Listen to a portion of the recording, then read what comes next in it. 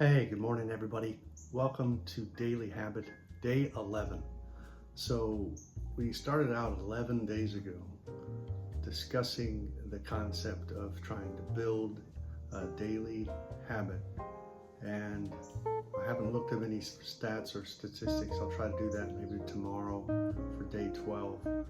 Let's kind of learn first, how long does it truly take to establish a habit? We talked about intent. Also, how often does it not work, right? Let's figure out what the success rate is, what the failure rate is. It's always something good to know. Again, welcome to day 11 of Daily Habit, where we try to make a consistent effort in reading each morning to kind of keep accumulating perspective and knowledge. Also, to take time out of your morning to think about something, to talk with nature, with God, your maker, all these sorts of things. So today we're going to continue with Master of Change from Brad Stulberg, How to Excel When Everything is Changing, Including You. And we have gone through thus far 10 tools for developing rugged flexibility. We've touched base on embrace non-dual thinking. We've adopt a being orientation.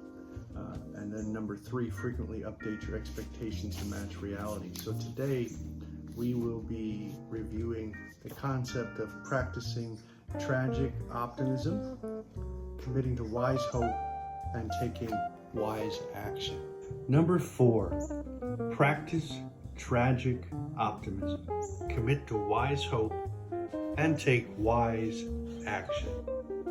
In an interview with The Atlantic, which is a magazine, shortly after his album Letter to You was released, a 71-year-old Bruce Springsteen, 71 years old, suggested that the heart of wisdom is learning to accept the world on its terms without giving up the belief that you can change the world. That's a successful adulthood. The maturation of your thought process and very soul to the point where you understand the limits of life without giving up on its possibilities.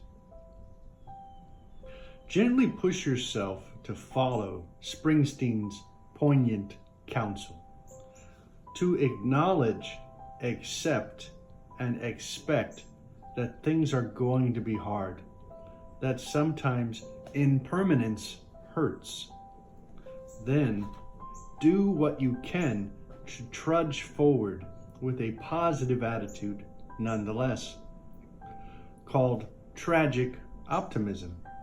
This is a profound conduit to developing compassion and connection. As far as scientists know, the human species is the only one that can look ahead and understand that everything, including what we love, is going to change. Impermanence is a shared vulnerability, and thus it can bring us together. This communion not only helps us keep going, but it is also one of the best parts of being alive. As the Harvard psychologist turned spiritual teacher Ram Dass used to say, we are all just walking each other home.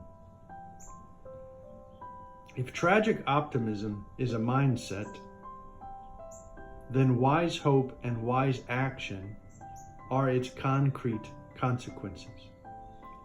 Committing to wise hope and taking wise action means not wallowing in despair, but not becoming a Pollyanna either. It's about doing something productive instead. Wise hope and wise action require accepting and seeing a situation clearly for what it is, and then, with the hopeful attitude, necessary, saying, well, this is what's happening now, so I will focus on what I can control and do the best I can. I've faced other challenges and other seasons of my life of doubt and despair, and I've come out on the other side.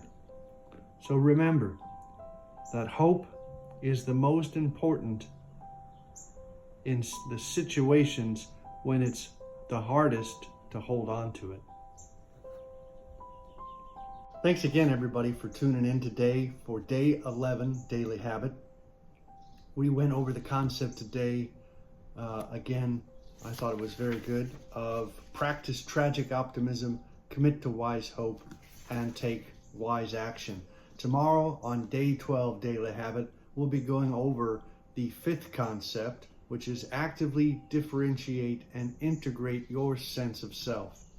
So thus far, we've been going through the 10 tools for developing rugged flexibility. Thanks again for spending a few minutes of your morning with me. Hope you have a wonderful Saturday, a great rest of your weekend. Thanks again. God bless, and see you tomorrow.